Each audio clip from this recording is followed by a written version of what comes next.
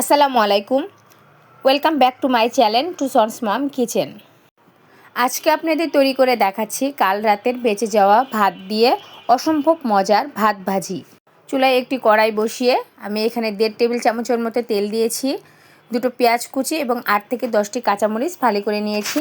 এগুলো হালকা কিছুক্ষণ একটু ভেজে নিয়েছি। এখন দিয়ে দিচ্ছি একটি ডিম, সামান্য পরিমাণ লবণ। এখন ডিমটাকে আমি ঝুরা ঝুরা করে ভেজে নিব।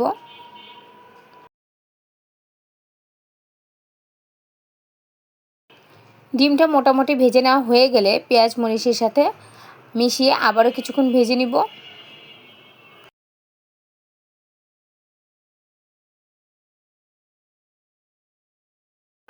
এখন দিয়ে দিচ্ছি 1.5 কাপ পরিমাণ ভাত, স্বাদ মতো লবণ, হাফ চা চামচ হলুদ গুঁড়া। সব কিছু একসাথে খুব ভালোভাবে মিশিয়ে নিব। এই ভাত ভাজিটা কিন্তু করতে খুব বেশি সময় লাগে না, 4 থেকে 5 মিনিটেই হয়ে যায়। এখন অনবরত এটাকে ভেজে নিব। খুব ভালোভাবে মিশিয়ে নিতে হবে। গরম গরম এই ভাত ভাজিটা খেতে কিন্তু দুর্দান্ত লাগে।